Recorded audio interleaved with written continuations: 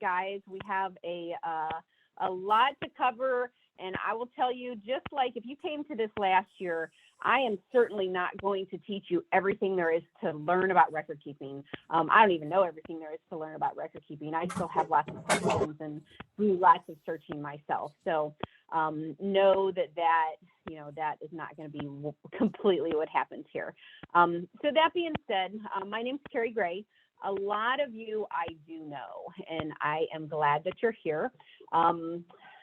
I work with Summit Safety Council and Medina Safety Council, and I also, you could say I guest speak at a lot of the other councils, but I'm a safety consultant for the Bureau of Workers' Comp. You see Deb up there, and Deb is Stark County and Eastern Stark County, and she also shares part of Summit with me from a consulting standpoint. And so we're out here from the Bureau trying to help employers basically figure out how to not have injuries. When it comes to record keeping and where that falls in line, we all know that OSHA or PERRP record keeping, they're compliance or they're mandatory or it's regulatory. It's something that you have to do. For the most part, everybody has to do this. This has probably been the most changed standard over the last 5-6 years. And we have newer, I think it came about in like 2014. We have newer, when do you have to report to OSHA or contact OSHA guidelines. We have electronic submission that now has to happen for a whole lot of people.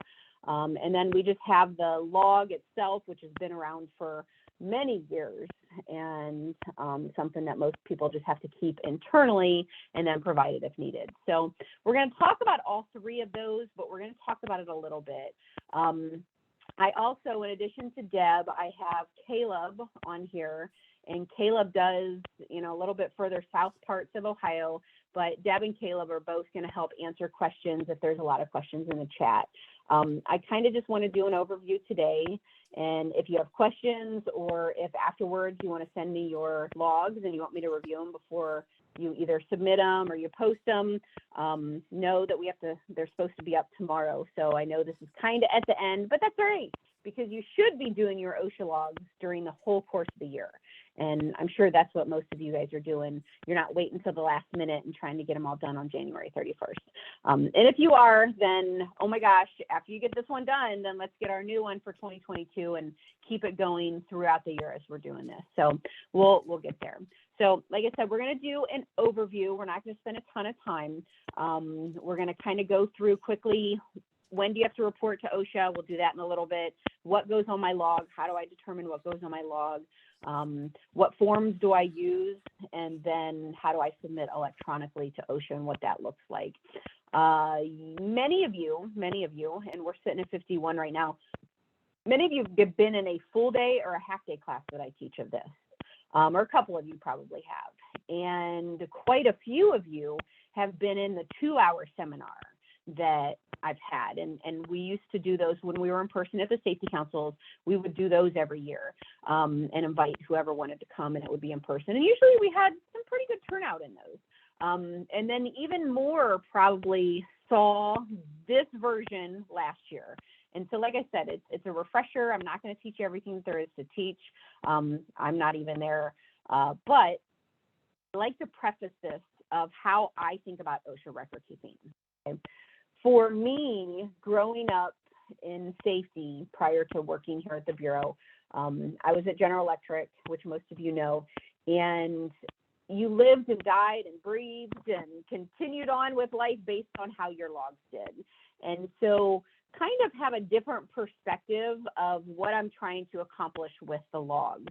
I want the logs to be as accurate as possible, bottom line. And that means I don't want to underreport, okay? I don't want to leave stuff off that has to go on it, but I don't want to overreport.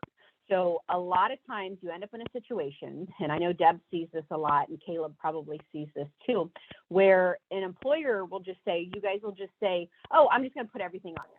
Not going to worry about it. I'm just going to put everything on there and, then I'll submit it. And I will tell you that is one of the last things that you want to do. OSHA record keeping, or your OSHA log, one now gets submitted to OSHA, right, for in most cases. You submit it electronically to OSHA. And 2, it gets posted in your facility. And if OSHA were to visit you, it's going to be your first impression to OSHA of you. And if the first impression to OSHA of you is not very good, maybe it looks like you're not sure what you're doing, or you just report everything because you want to be safe, they're going to question, well, how well do you really know the regs? How well do you really focus on this? How well do you really do, whatever it is that they're focused on? And so we want our logs to be as accurate as possible. And so that's not over-reporting and that's not under-reporting. The other thing that I tell folks is I really, really don't want you and all 50, there's 3 or 4 of us that are here kind of running this stuff, but all of you customers out there, all your publics and privates, I don't want you to be experts at these logs, okay? Because if you're an expert at these logs, that means that you do them all the time. And I mean, like all the time. You have many, many claims a month or a week, and you're spending a lot of time inputting and determining if this goes on your log. If you're there, okay, hopefully you're really big and we're working through a plan of action to reduce your injuries. But for a lot of you, you're going to add maybe 1, 2, 3, up to 8 a year, okay, for the majority of you, or even 5 a year. And if you're only putting something on or you're only looking at it 5 times a year, we know you're not going to be an expert, and that's okay. That's where we come in, all right? That's where we're here to help you, and that's why we're doing this refresher today. All right, so that being said, we kind of start with who has to keep the log, all right? And the other part, I guess I should have said before I jumped right into this, is keep in mind that when we talk about OSHA record keeping, we're talking about something very different than workers' comp. Okay, so I'm from workers' comp, Deb's from workers' comp, Caleb's from workers' comp, but we're not talking about workers' comp today. We're talking about only OSHA and PERRP, okay? Now, for those of you that are public, and a couple of you, when I asked what you did, we'll talk. I see the question on there, Maya, who's required to submit records directly to OSHA? Well, we have a slide towards the end of this. We'll completely cover that once we get to that slide. And if I don't answer your questions, then just let me know. But what I want you to do is down at the very bottom of your screen, okay, you have, if you like kind of put your mouse down at the bottom, you have a little thing called reactions. Okay, and what I want you to do is I want you to click the heart. Okay, I want you to click the heart if. Oh, so me started. I want you to click the heart if you're a public. Okay, so if you're a township, if you're a city, if you're a school, if you are a public entity, I want you to click the heart. Okay, so I've got 4, click it again if it came off, 6.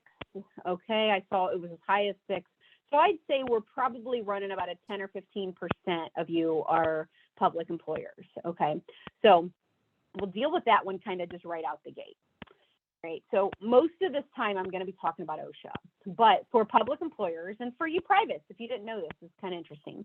For you public employers, if you didn't know this, OSHA doesn't have jurisdiction over publics in the state of Ohio or in states. And so OSHA couldn't come to a school. OSHA couldn't come to a city. And instead of OSHA, the group that has jurisdiction over you is called PERRP. And it's the Ohio Public Employer Risk Reduction Program, and we call it PERRP for short. Well, PERRP has their own logs, and PERRP has their own rules, and they have, most of it, almost 99% of it is the same as OSHA. So everything we're going to say applies. The only difference is, 1, your log looks a little bit different. It's been updated more recently. And 2, instead of having 6 days or 7 days to put it on your log, you have 6 days. I'm not sure why. They must think you're faster in Publix. I don't know. But that's where we are. So everything we say is going to apply to you, just you have a different log, okay? And OSHA doesn't come in, PERRPs who come in. You don't submit the stuff to OSHA electronically, you submit it to PERRP, and everybody has to submit it to PERRP. Not everybody has to submit it to OSHA. Okay. So let's see. So who has to keep the logs? All the publics are going to have to keep the logs for the most part. But if you're a private company and you fall under OSHA, 1, if you have 11 or more employees at any given time during the course of the year, then you have to do this log. Okay, so keep in mind, if like you're seasonal and say you shovel snow and you have a lot of employees now, but most of the year you have 2, well, if you go over 11 or more at any time during the year, then you have to keep the log for the whole year. And if, say, December 30th is when you all of a sudden have 11 or more, you need to have the log for the whole year, January through December. Okay, so that's the way that that works. And then the next part of this is if you are under a covered industry. And for the most part, anybody in agriculture, anybody in manufacturing, construction, transportation, utilities, wholesale trade, all those folks, those are the folks, pretty much everybody's going to have to do it. Now, there is and I don't have the link handy, but there is a link of, usually it's kind of servicey type of industries, but it's things more like bowling alleys and barber shops that don't have to keep the log regardless of size. And if you think you may be one of those, we can get you, you look in the standard and you can see there's an exemption list if you're one of those exemptions. But most folks have to keep it, so we go from there. All right. So when you registered, and I think when you got the link to register, there was a link to the handout for this class, okay? And the only handout that you got so far, you're going to get the slides afterwards. Sally will send that out to you. But you should have got, it's like a 8.5 by 10 or whatever cheat sheet is what I like to call it. And it's kind of like, does it go on our log? It's our way do we determine it? And you can see in the circle there right next to my head, that's really what we're going to talk about, is that's how you determine if something goes on your log. Now, the other part that's nice on here is it has when you report stuff to OSHA at the top of that, and how do you report stuff to OSHA. We'll get to that in a couple slides once we get through some of this, but the cheat sheet's what's really important. Many of you know, if you've contacted me in the past, you have, we'll get to you, Renee. Maybe Caleb or Deb can look it up in that exemption list and tell you if you have to do the log itself. But many of you have contacted me or called me or emailed me in the past, and you've asked questions about the OSHA. Is this a recordable kind of questions? And the first thing usually I'll say is, well, you have your cheat sheet in front of you, and this is the cheat sheet that I'm referring to. So what this is OSHA's decision tree that determined when I put stuff on my log. Okay, and again, in the grand scheme of things, yep, we'll get you that link for the partially exempt. So maybe Caleb or Deb, you guys can find that link and put the link for the partially exempt. It's in the standard itself, right towards the top of the standard. It's subpart A of Appendix B or something like that. It looks like that. All right, so when we get to this, it's asking us a series of questions, and it's what you use to determine if something goes on your log. And it goes in this order. That's kind of important, okay? And so this is what was in that circle. And so in that circle, we start with, did we have an injury or illness? And the answer is yes, right? We had an injury or illness. If the answer is no, then obviously it's not going to go on our log. If the answer is yes, then we go to the next point there, is it work-related? And the question is going to be, well, is it work-related?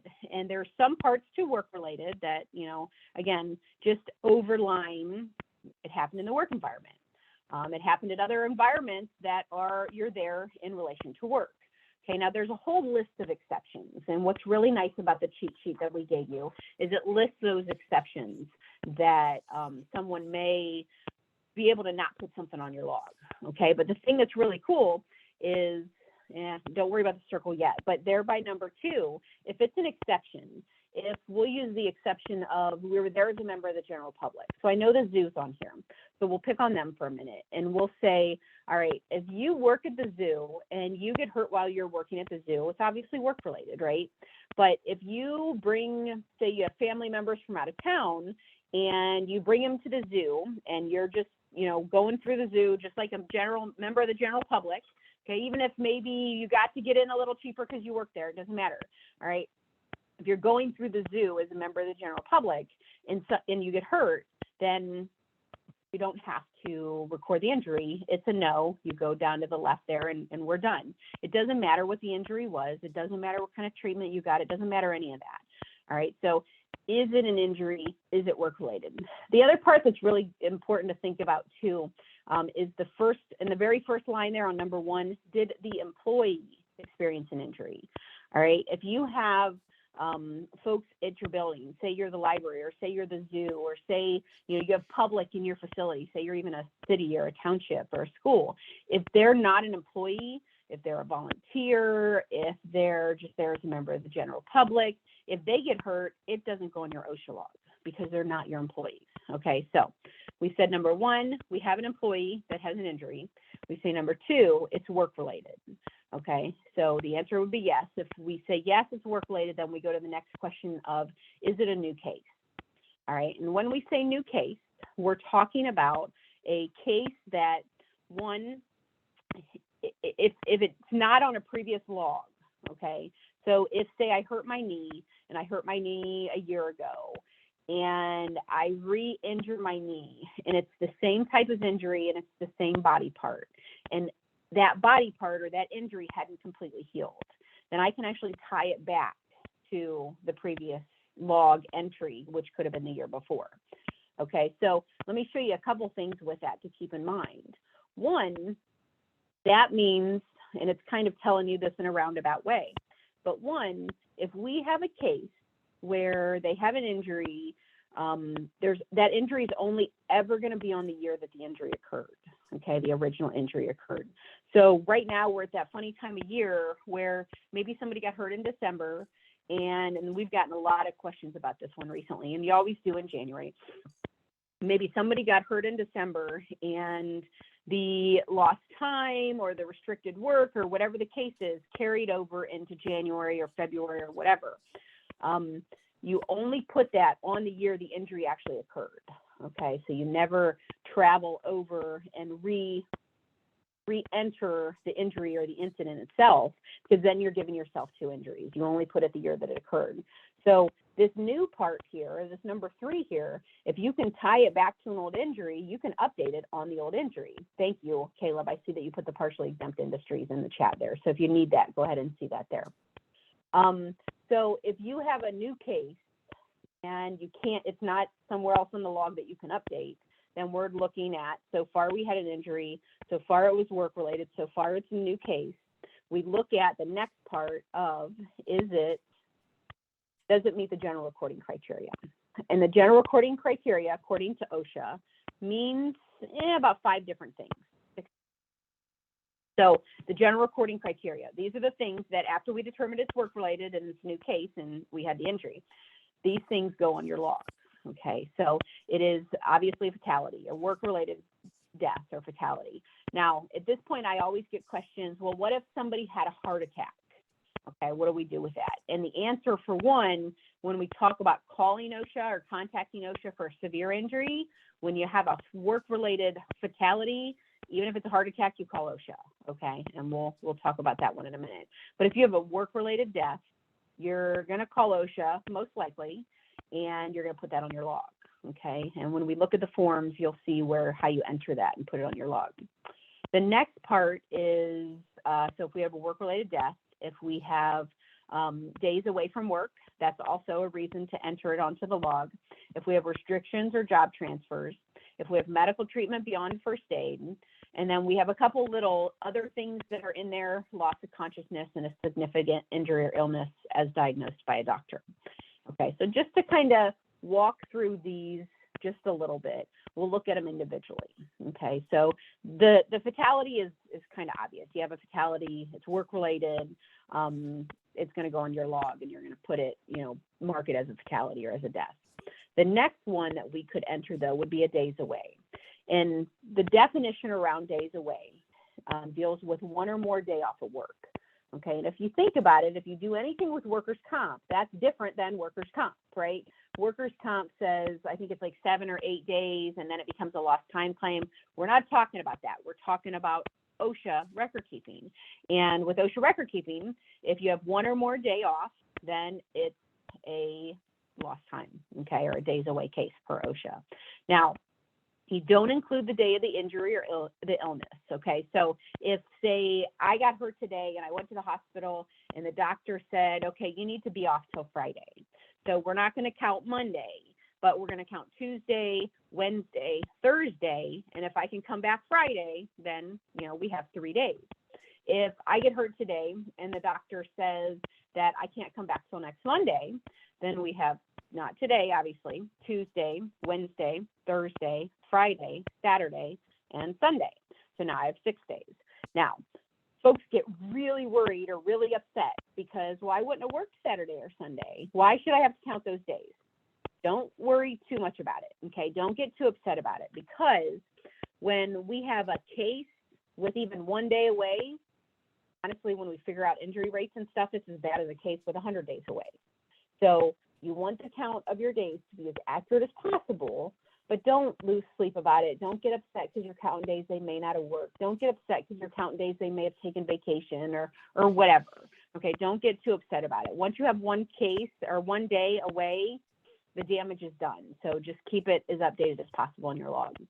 The other time, or the other question I get a lot with that is, okay, let's say today's the 31st and I have a doctor, or I went to the doctor today, I get hurt, and they said, oh, you can't come back till, I don't know, the February 1st or March 1st, we'll say, so a month.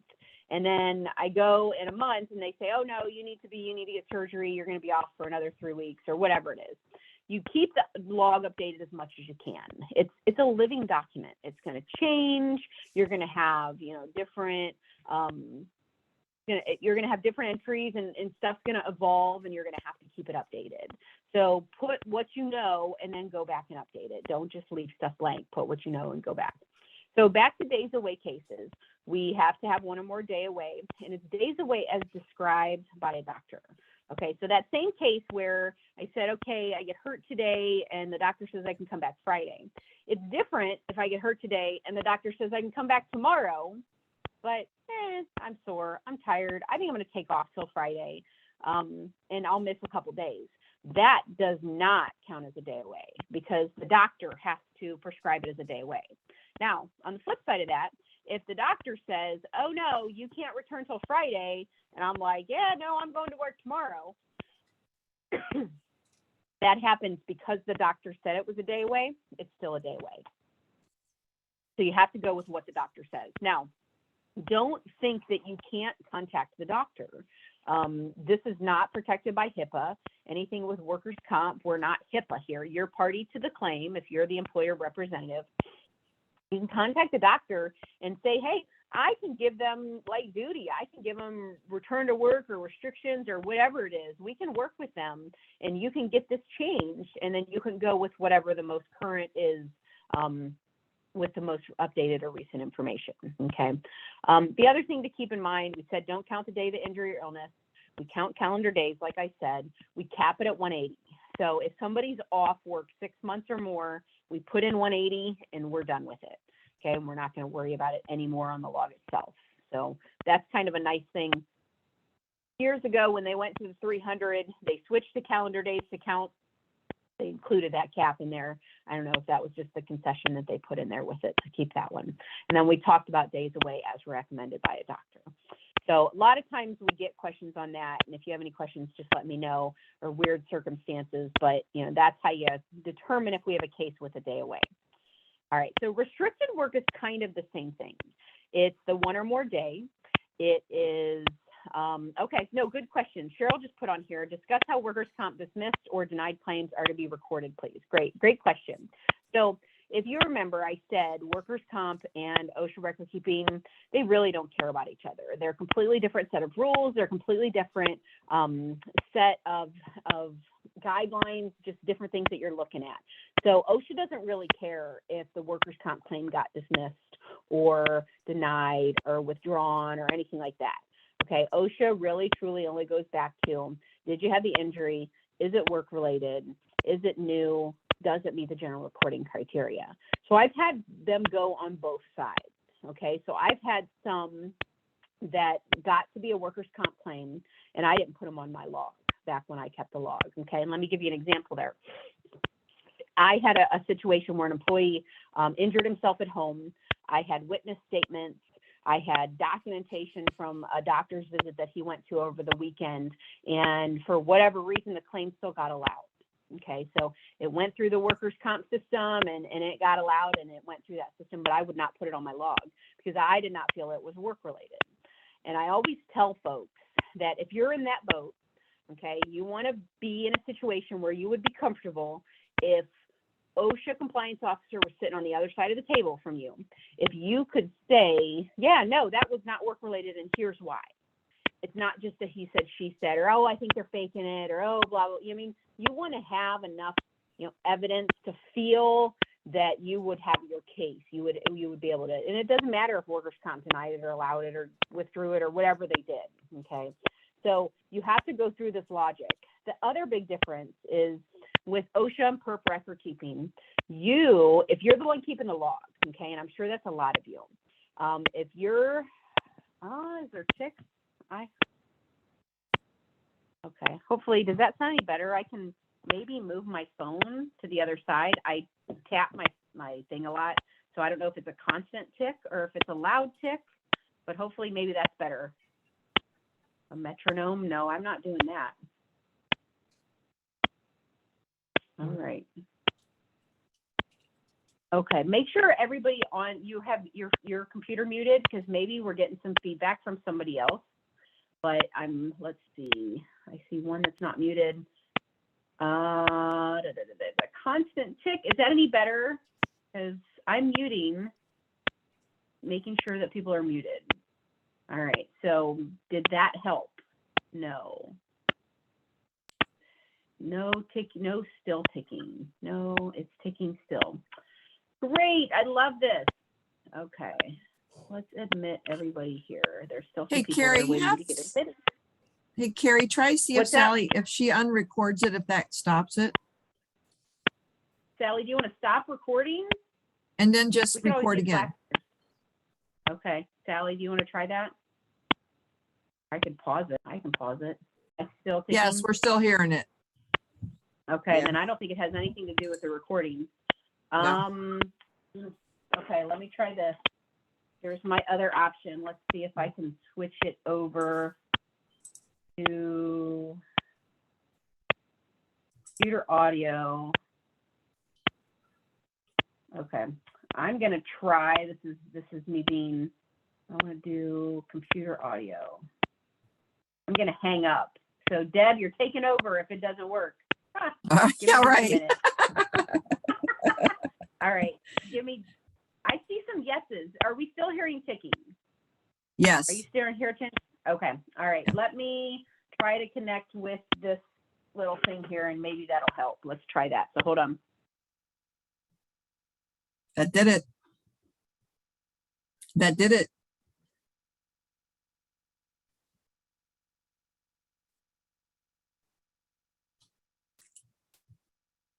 Yep, that did it. All right.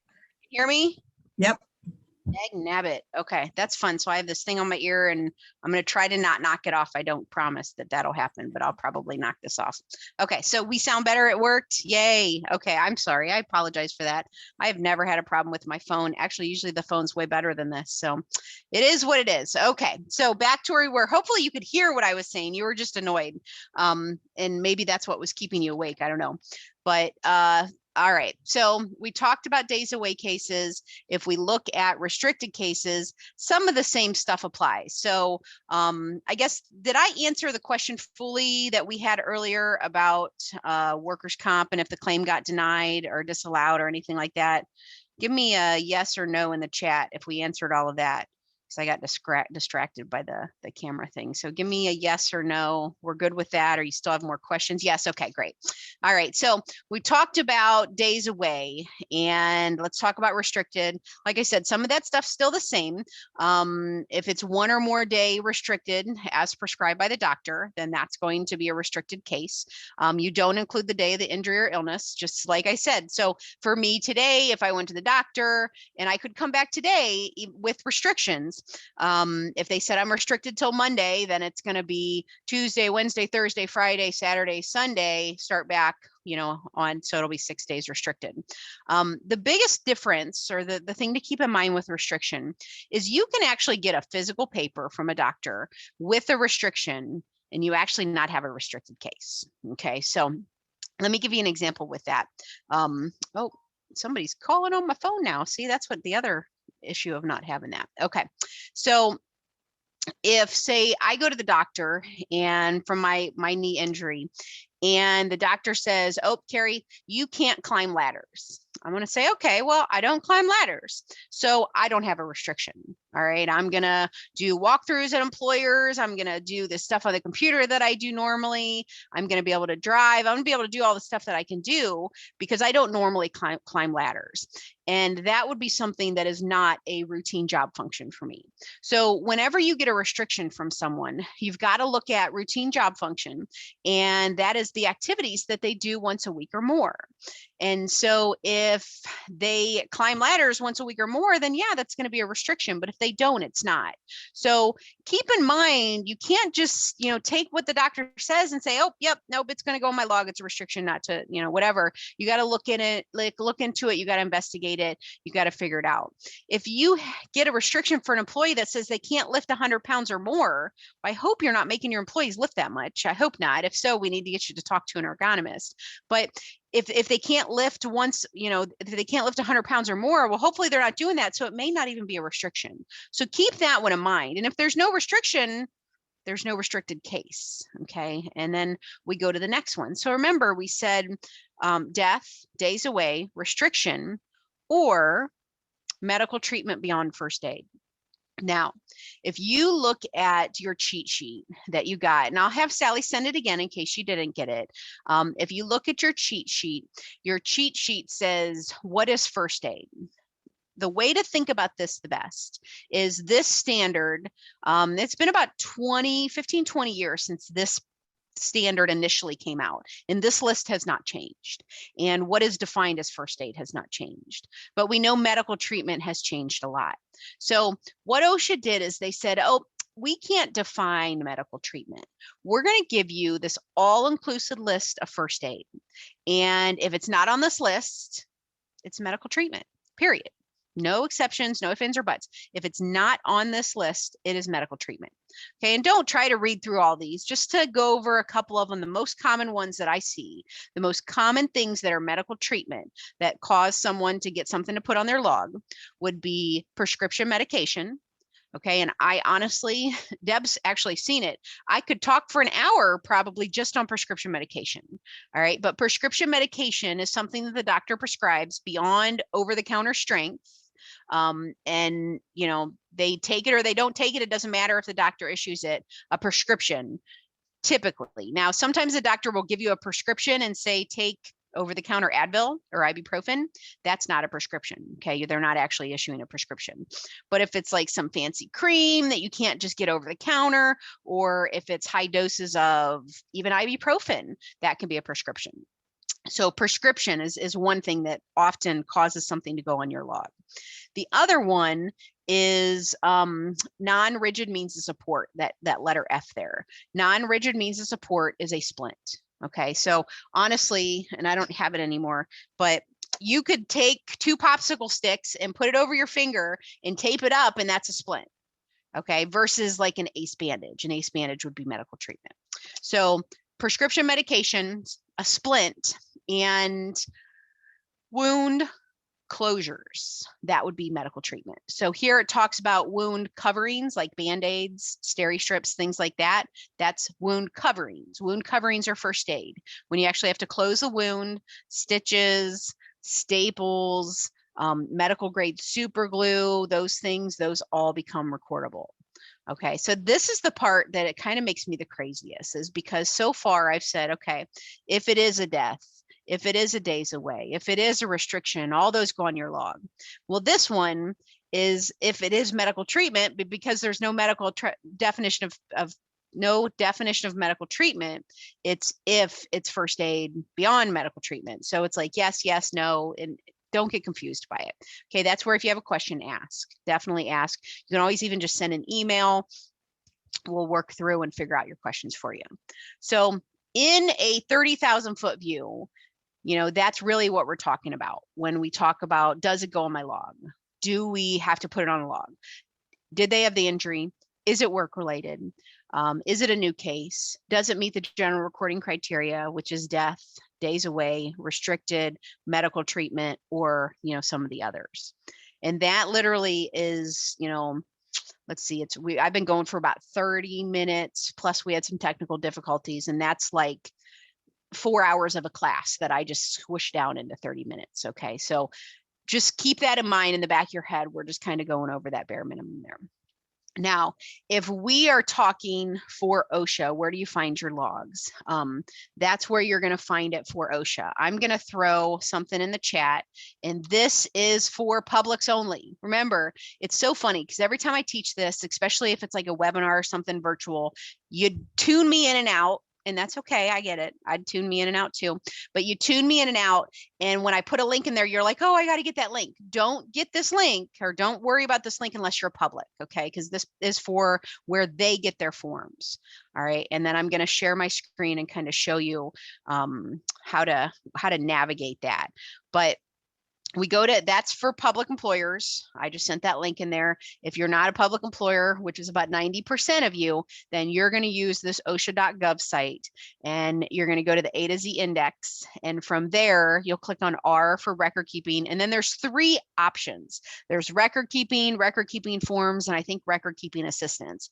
All roads lead to Rome in this situation, and you can get to the forms from any of those 3 links. So keep that one, in mind. So this is what the OSHA form looks like. The PERRP form's pretty close, but it's just slightly different, and it's got a newer revision date to it. I think Deb and I had just looked it up right before this, and it's September of 2020 is for PERRP.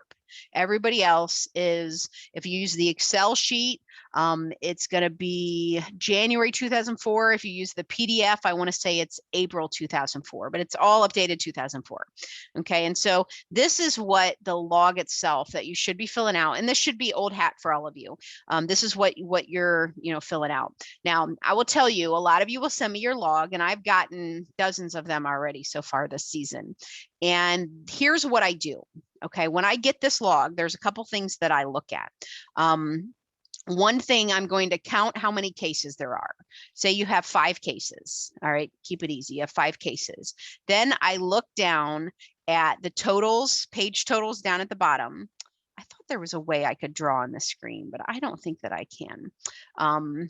If I could draw on the screen, that would be nice, but I am not seeing it. If there is a way to do it, but that's okay. So if I look at this, I'm going to see 5 cases. I'm going to look at the page totals, and I'm going to make sure that they add up. All right. And if they add up, then first of all, you're doing something right, because that's the most common mistake that I see is if, the example of that I gave with my knee. Okay. So it starts off, maybe I get a restriction, and then now, get a restriction for 6 days. And then I go back to the doctor and they say, yeah, you're going to need surgery. You're going to be off for 3 weeks. Well, what folks like to do is they like to mark that as a day away case and a job transfer or restriction case. So they're going to mark an H and I, and you can't. You can only mark one of those. That's the nice part about the PDF, is it only lets you mark one. But if you mark both of those, then I'm actually going to show a total of 6 cases, because that's going to count as 2. All right. Hopefully that is tracking and that's making sense. So in those, and it's grayed out, you can see the grayed out part where it says classify the case, kind of on the right side in the middle of the page. It says classify the case, check only 1. So in columns G, H, I, and J, you're only going to check 1. Now, the other most common mistakes that I'll see is the column right before that in column F. And a lot of times folks are a little too vague in that column. That column's actually asking for 3 things. It's asking for a description of the injury, the body part that was injured, and what caused the injury. So if I just put broken leg in there, it's not enough. I need to, or, if I put burn, I see those, that's not enough. I'm going to have to say burn of right arm from, I don't know, side of the motor or something. I don't know, whatever it is. But you got to make sure you put those 3 things in column F. That's another place that I see folks make a lot of mistakes. The other place that I see mistakes is I'll see them. Let's make sure that I'm not, okay. I'll see folks not fill out the whole log. So if you look at the top right, it's 20 and dash dash. You got to put 21 if we're filling it out for last year. You got to fill in your name and your city, and you got to put your totals in there, and you don't leave lines blank. And you make sure you go all the way across and you mark something. Again, except in GHI and J, you only mark one of those. If you have a case that has days away and restrictions, you're going to put numbers in K and L, and you can have it in both, and you can stop counting at 180. That's a combined number. And then you just check one for column M that's on there too. So again, 30,000 foot view, but I get your log. The first thing I do is count how many cases you have and see what your total for GHI and J is. If those are matching, I know we're in a good spot. And then I go back, I look at column F, and then I just kind of scan everything else. Now, the other part, a lot of times if you send it to me, if it's a day away or a restriction, that's a pretty sure it's a gimme, right? We know those are going to be added to our log. But if it's medical treatment and it just says in F, it'll just say cut from box cutter, cut left thumb from box cutter. A lot of times I'll respond back to you and say, okay, did they get stitches? Okay, did they get medical treatment? What did that look like? Because a lot of times those folks, you guys will put stuff on your log that doesn't have to go on there. Okay, just because you go to the doctor, and I was asked this on a different question today. Somebody sent me an email asking me this question today. Just if they went to the doctor, they went to the ER looked at them, they said, okay, you're fine, take some over-the-counter ibuprofen. They could even take an x-ray. An x-ray is not a recordable unless they find a significant injury from it. And they say, go back to work. And they went to the doctor, but that doesn't make it a recordable case. So I scrutinize those a little bit because you don't want to have anything on your log that you really don't need. So just kind of make sure you're questioning each one, you're looking through each one, trying to figure it out. A lot of times folks will say, well, where do you get that information? One, I say, ask the injured worker. You know, they want to tell you their war story and all the stuff that the doctor did and what's that. So get into that conversation and find out from them what they did. You can also look on the workers' comp website and you can see all the doctor's notes. So that's going to tell you too, you know, in general, what the doctor did. All right, so another one of these forms is the annual summary. And the annual summary is going to get posted tomorrow, right? We said it's going to go up February 1st to April 30th. And it's just going to be the summary of that log. All right, so if we go back here and we see the page totals down at the bottom, G, H, I, and J, K, and L, and then M 1 through 6, those are what goes on the left side of your summary there. Now, if you're using the Excel sheet or the PDF, it's going to automatically fill out that left side of the summary. And then you're going to fill out the right side. You're going to fill out your name and your address. You're going to put your NAICS or your North America Standard Classification, Industrial Classification Code or something like that. You're going to put that number in there. And if you have no idea what that is, let me know and I can send you another document that shows you how to figure out your NAICS code. You're going to put your number of hours worked and number of employees. The number of employees, get that to the best of your ability. The number of hours worked is really important. Okay, your injury rates that you're going to determine and that OSHA is going to determine it's a function of hours. So the more hours, the more accurate your hours are, the lower your injury rate's going to be. Okay, so if you have a bunch of injuries and say you have someone that's salaried and they get injured, you're going to count their injury. You want to count their hours too. If you have overtime, you're going to count their hours. If you have, if you use a staffing company, you're going to use their injury. You're going to count their injuries because you're supervising them from a day-to-day basis. You're also going to count their hours. So make sure, you know, you don't count vacation, obviously, or things that they're not there, but you're going to count all the hours as much as possible. The higher that number is, the better that's for you. And this is going to be certified or signed by the highest ranking official at your location. All right. So if you're at a big company and you have a lot of different buildings, or they're all over the country or all over the world, you don't have to have the owner, the CEO, or the president of the board. They don't have to sign it. It has to be the highest ranking official at your facility sign it. Now, if you can get higher than them, that's better, because what OSHA is forcing to do here is they're forcing a safety conversation. Hopefully that person looks at it before they sign it and they say, oh my gosh, why did we have 15 injuries? Or they say, hey, we had 0 injuries. You should get a raise, right? Like that's what we all want. But they're forcing, or they want to force, that safety conversation. Now, this summary here is pretty similar for PERRP and OSHA, but they, you know, it's the 300A for OSHA, it's 300AP. If you're PERRP, you'll see the letter P for all your forms. Those that's the only part that you're going to post. You do not post the log. You do not post the accident reports. You do not post anything else other than the summary itself. Okay, so kind of keep that one in mind as you go. I mentioned this at the beginning, and I mentioned there are situations, and this changed about 2014 or so, there are situations when you have to contact OSHA and report injuries, okay? I'm gonna throw a link in the chat. Now, again, this is only gonna be for privates. If you're a public, you're gonna report your injuries to OSHA or to PERRP, good Lord. If you're a public, you're going to report it to PERRP. If you're a private, you're going to report it to OSHA. So here is some information about how to report it online to OSHA. And it's kind of just a link to what I put on here. And all these links to when you get the PowerPoint, they're the very last page of the PowerPoint. So you're going to have these in the thing that Sally's going to send you afterwards. But we report all work-related fatality or all fatalities to OSHA within 8 hours, okay?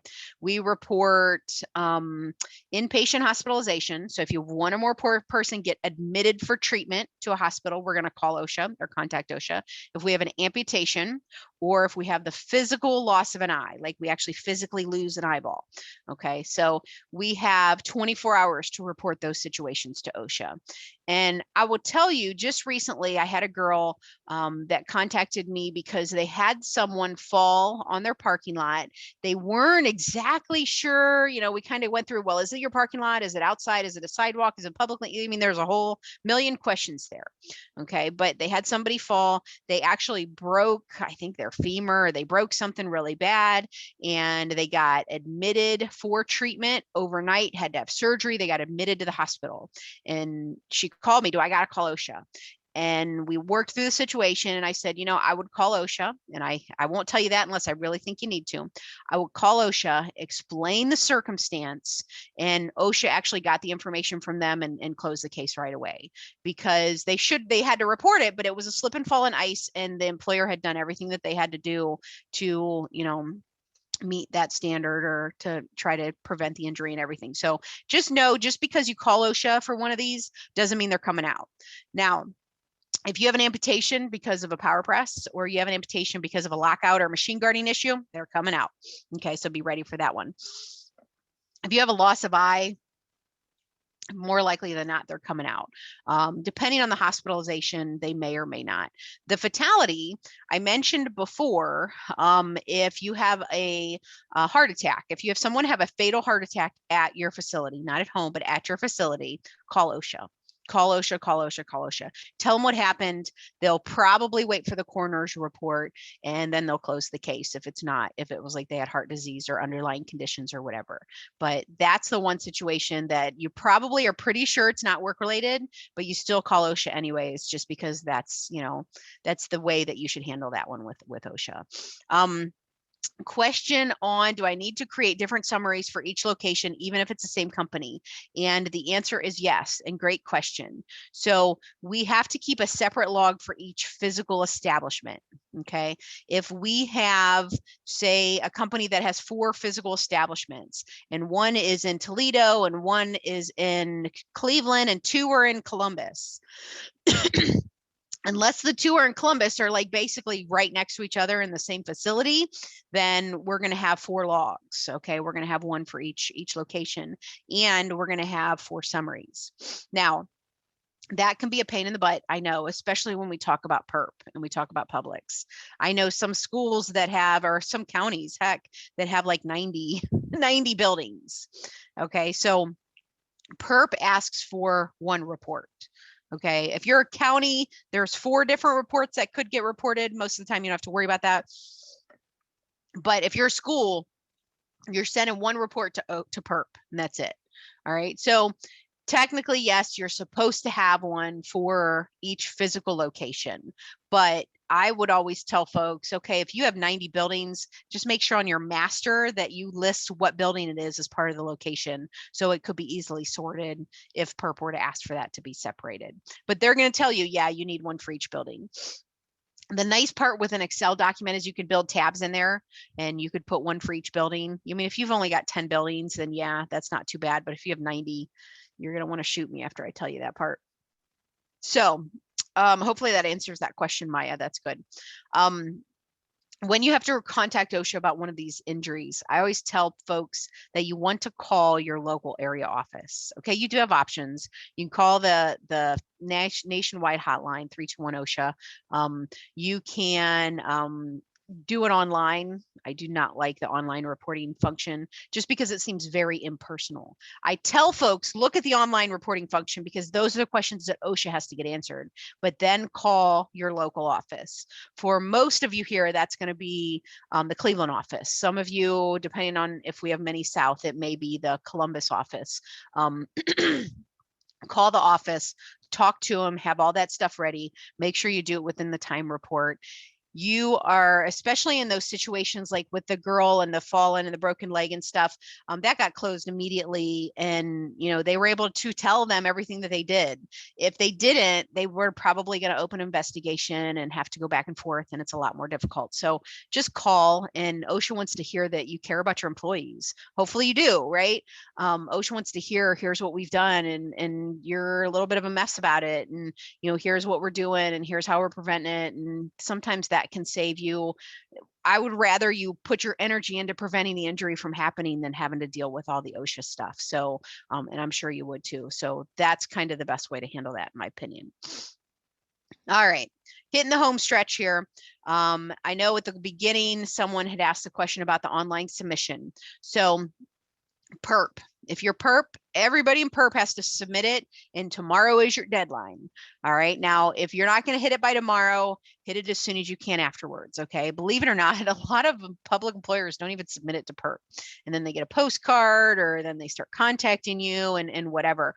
But just, you know, go ahead and submit it by tomorrow if you can. If not, try to get it this week. Okay. If you want me to look at your stuff, or you want Caleb or Deb to look at your stuff beforehand, or your BWC person, whoever that is, feel free to do that, and then you could submit it, but we can totally help you through that. So for everybody else that falls under OSHA, this requirement is due, you have another month. So yours is due by March 2nd for the year, like March 2nd, 2022, we're going to submit it for the whole year of 2021. And that's going to be the same for every single year. March 2nd is going to be the deadline. All right. So that being said, who has to do it? And it's pretty much any employer that has more than, or any establishment, I'm sorry. And so here's the part where it gets kind of confusing. So we have a company size, and the company size determines if we have to keep the log. That's where we talked about 11 or more. We have establishment, which is the physical location, and that's where we were talking about from log to, or a separate log to log to log. If you have an establishment, if you have a building or a physical establishment that has more than 250 employees, then you need to submit this information, and this is summary information. You need to submit that for each of the facilities that have 250 employees or more. Okay, so I look at an example of, and I'll just use Gojo. Okay, so I know we got Gojo, and I know we got, I mean, you've got a couple different buildings. And so if any of your buildings have 250 employees or more, you're going to submit for every single one of them, regardless of industry, regardless of anything. All right. If you have establishments that have 20 to 249, and they're in certain high-risk industries, okay? And when I say certain high-risk industries, honestly, it's most of the folks that have to keep the log. It's not 100% one-to-one translation, but pretty much everybody in manufacturing, everybody in construction, ag, trade, utilities, like that whole list at the beginning, pretty much all of them have to do it. If you're manufacturing, construction, 100%, you're going to have to do it. There's really not many exceptions there. If you're in one of those service industries, you may be exempt, and look it up on the standard. And there's a link for the online submission page that I'll give you in the thing at the end. So if you are between 20 to 249 at a physical establishment, then you're also going to submit this online to OSHA. Now, the question is, what does that look like? All right. For some reason, I've had a couple folks not able to find this page recently, and I get it directly, and I'm going to send this to everyone. Here is a link to this page, okay, that looks like this. And when you get onto that, and you can see this links up at the top here too, top right, I put that in there. But when you get onto this page, if you click that red button, that's going to take you to where you actually do the online submission. Now, if you've submitted in years prior because you were the 250 or whatever, and there's some questions on here too, if you're not sure if it applies to you, this who, what, when, where, how, those are all in there too. But if you've submitted this in years past, then you're going to hopefully still have your login, and you're still going to have your password, and you're just going to go in and you're going to do it, and it's going to be easy, and it's not a big deal because your summary should already be done, and you're just transferring the information from your summary part. Like, you don't give them a copy of your summary or anything. You're inputting G is 0, H is 0, I is 1, J, you're just filling those numbers in there, and how many employees and how many hours, you're filling that information in there. If you've already done it in years past, it'll be super easy. If you forgot your password, there is a forgotten password function. If you've never done it before and you're sitting here thinking, well, oh crap, Cari, I've never done this before, I don't want to start now. If you're required to do it, I would do it. And don't worry about years past. You can't even go back and update years past. So don't worry about it. Just do it going forward. You'd be in bigger trouble if they found out you didn't do it versus if they did. And, I would just do it. People are learning about this and they get more reports every year. And that's kind of where they're going. They're being somewhat lenient as we go. But just know that's how you submit it online. I worked with a company when this first came out. I will tell you the hardest part that we had was, it's like anytime you sign up for any kind of online account, they have to do that double verification. So like you sign up, you put in your email, they send you an email, you click on the link, you go, because most of your firewalls like to block government entity emails, that was the biggest issue that we had, and they had to get in touch with their corporate and their IT people and get that all fixed. So just know that that was the hardest part. The rest of it literally took like 2 minutes. Okay. So we have lots of resources. I know Caleb, who's on here and has answered some chat questions for you. He just did a half-day virtual class. Our classes are still virtual at this time, but hopefully after July, after I think October or so, we'll start getting some of this in person. I don't know which classes and what they'll do, but we do offer the OSHA record keeping one online a lot. You have this webinar, you have me as a resource, you have your safety consultant as a resource. OSHA has a really good question and answer search. I'm going to pull that up too if I get a second to share my screen with you. It's really good. And it has like 600 questions that people have asked, and you can just search by topic. Say, I want to search for parking lot, and it'll pull up all the questions that have been asked around parking lot. It's kind of neat. You can call OSHA. Don't be scared to call OSHA. They'd rather you call and ask questions. We just got an answer to a question this morning about online reporting that, if the customer doesn't want to ask, I'll send the question. That's okay. Unless I know the answer already. But send OSHA a question, just got the response, and, got that back to the employer. That way it comes from me rather than you if you're concerned about it. But there's a lot of resources. Don't just put everything on your log and send it off and think that you're in great shape. Know that there's a lot to do with making sure it's accurate. I don't expect you to write this down or anything. Sally will send you out this. My head's even blocking part of it actually. Sally will send you out this PowerPoint. The last page of the PowerPoint has a lot of the cases. I didn't talk about COVID, but if you have cases that are COVID related and you think they may or may not go on your log, there's some guidance in there on that. Online submission page, the OSHA forms and the PERRP forms. Remember, don't use the PERRP forms if you're not PERRP. Don't send the PERRP forms to OSHA. Don't keep those and use those in case OSHA comes in if you're not PERRP. That's just going to be another, red flag that shows you're not exactly sure what you're doing. On the flip side, if you're a public employer, you want to use the PERRP forms because the OSHA forms are slightly different. So, keep that one. Let me share one thing on my screen. And hopefully, Deb, can you see that? You guys see the OSHA's page? Okay. All right. So when I go to OSHA.gov, one thing that I always recommend, usually it'll pop up to sign up for OSHA's quick takes. I always encourage everybody to do it. It's a newsletter from OSHA, tells you everything that's going on. That being said, from there, I go to the A to Z index. And this, I know I talked about it, but this is another big common question I get. I go to jump to R for record keeping. You can see which ones I use the most, right? So we have record keeping assistance, and record keeping forms. So if I just go to record keeping, down here at the bottom of most of them, we have that Q&A search, which is awesome. So let's just search ICE.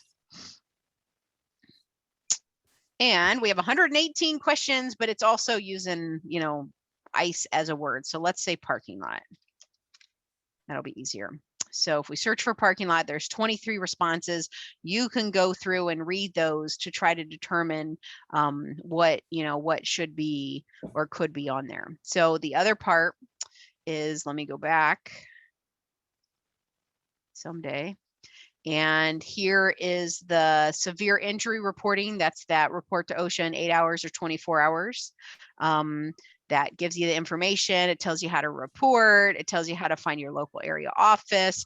It has an online link for reporting, so you can see the questions. That's really nice. And then the last thing on here is this improved tracking final rule. That's the submitting it electronically to OSHA part. Okay, and this from here, and it's kind of hard to find. It's hidden down in here as this ITA launch. That's how I got to the page that I showed you with the red button. Now, I can't show you what it looks like to submit because I don't have email or password for an account. And, you know, we don't have any like blank ones set up or anything like that. So this is what it starts looking like. You're going to put your stuff in here. If you forgot your password, you can go through there, that sort of thing. So know that that is there. Hey, Cari. Yes. Make sure they don't recreate a new account if they don't remember their password. Great point. So don't recreate a new account if you don't remember your password. Try to get your password set. You can also send a help request form. I've had employers have to do that. So you want to keep it linked to the same one. It's going to make your life easier too if when they start verifying it and on the back end. So just know that. This is the decision tree that you should have all gotten. And if not, Sally will send this out in the follow-up from this material as well. And so on this page, it has who reports, and then it has the decision tree that we talked through. And then it has all the work-related exceptions. And then the second page, oh, it's trying to highlight it for me. The second page includes what is general recording criteria, what is medical treatment beyond first aid with the definition of first aid. So lots of resources there that usually, honestly, if you look through it, that'll give you the answers 90% of the time.